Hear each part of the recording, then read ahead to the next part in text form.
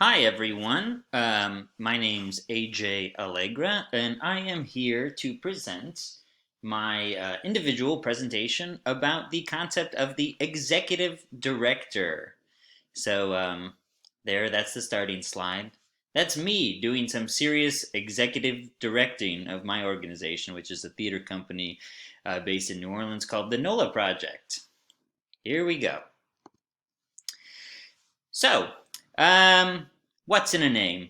I couldn't start this without quoting Shakespeare, I'll just say that there are many names by which this position can be called. Sometimes it's called an executive director, sometimes it's called managing director, an executive managing director. In the arts, sometimes where I work, it's called an artistic director, president, CEO, or president CEO. The most commonly accepted form for nonprofits, though, is executive director. And I'll say that that's specific to the nonprofit or the NGO side of things. In the business world, the for profit sector, the most commonly used term would be the CEO or the president CEO. And what it basically amounts to is that it is equivalent to the top of the organization's management hierarchy. So, where do executive directors come from?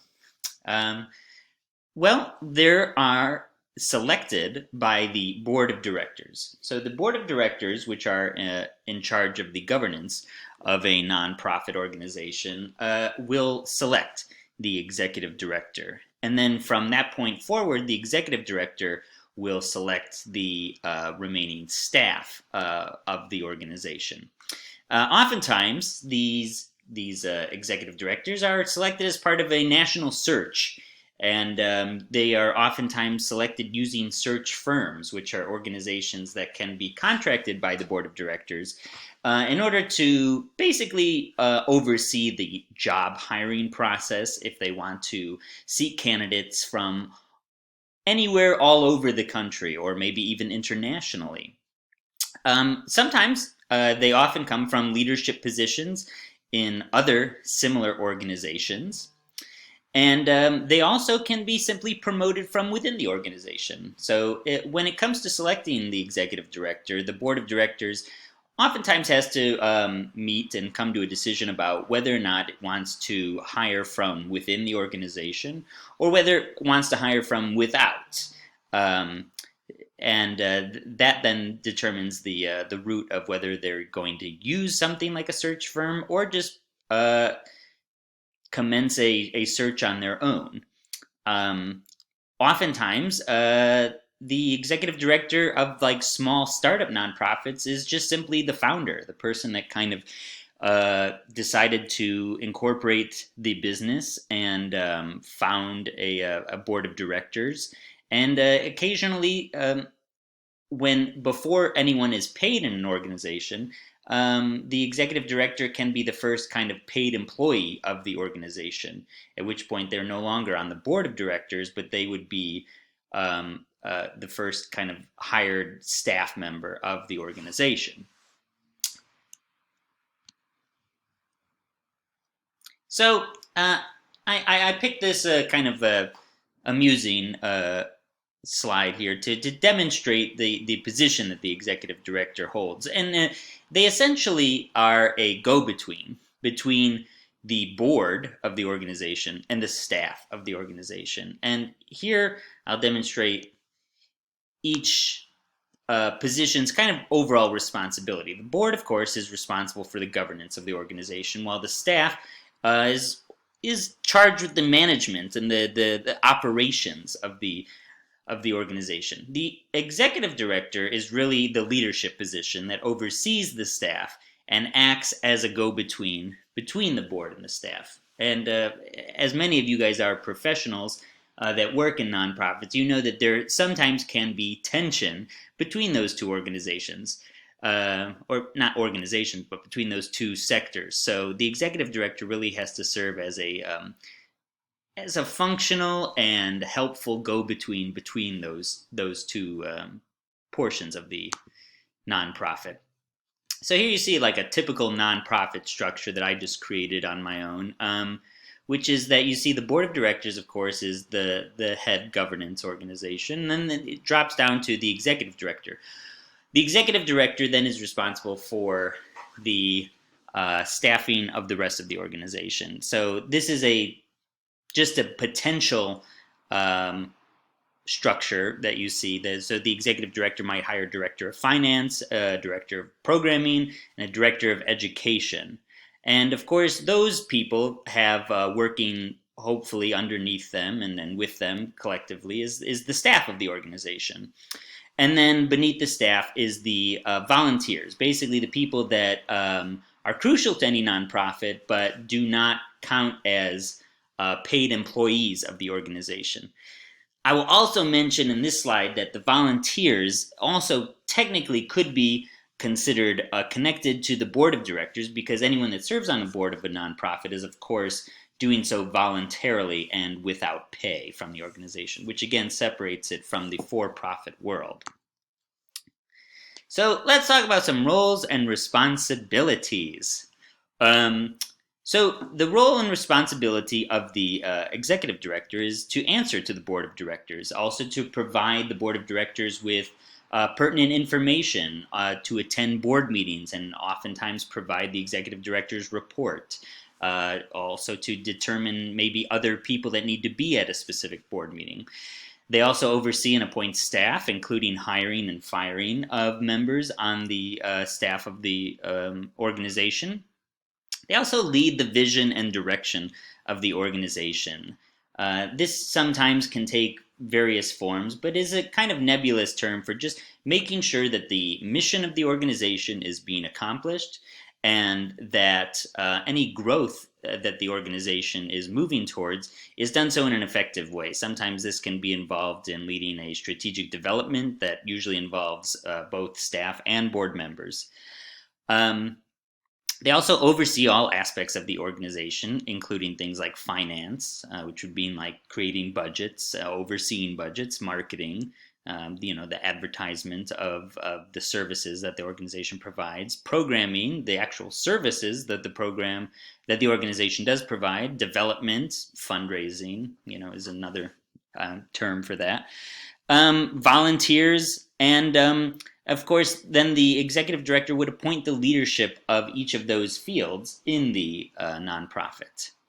They are also an ex officio, which basically means, that by their very title, they are a member of all committees, because nonprofits, of course, operate with several committees. And as the executive director, you are someone that will function essentially as a member of all committees. Some committees may take precedence over other committees in terms of involvement, but the executive director is ex officio involved in all of the committees.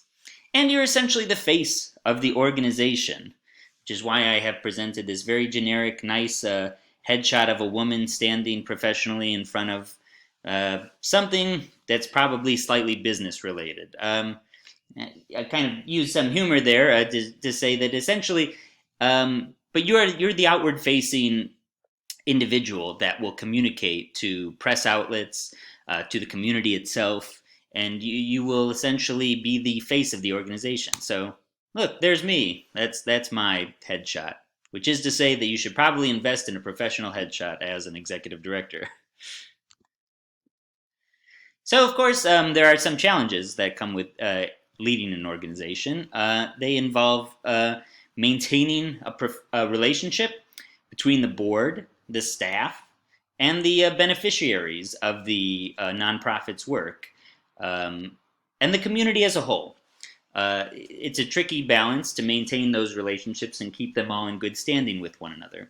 The executive director is also in charge of measuring outcomes and creating growth or sustaining strategies, whether or not you necessarily want to grow your organization to do more and grow larger, or you just want to sustain what the organization is already doing successfully. It is the executive director's job to oversee and make sure that there are ways to measure those things and potentially grow them.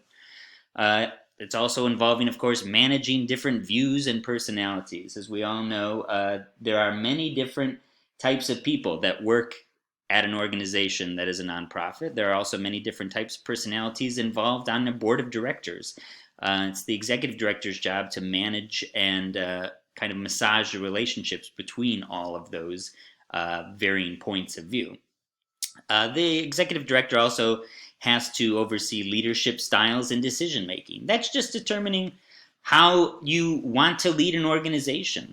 Do you want to be a very kind of authoritarian, top-down decision maker, or do you want to kind of create an atmosphere where decisions are made collectively?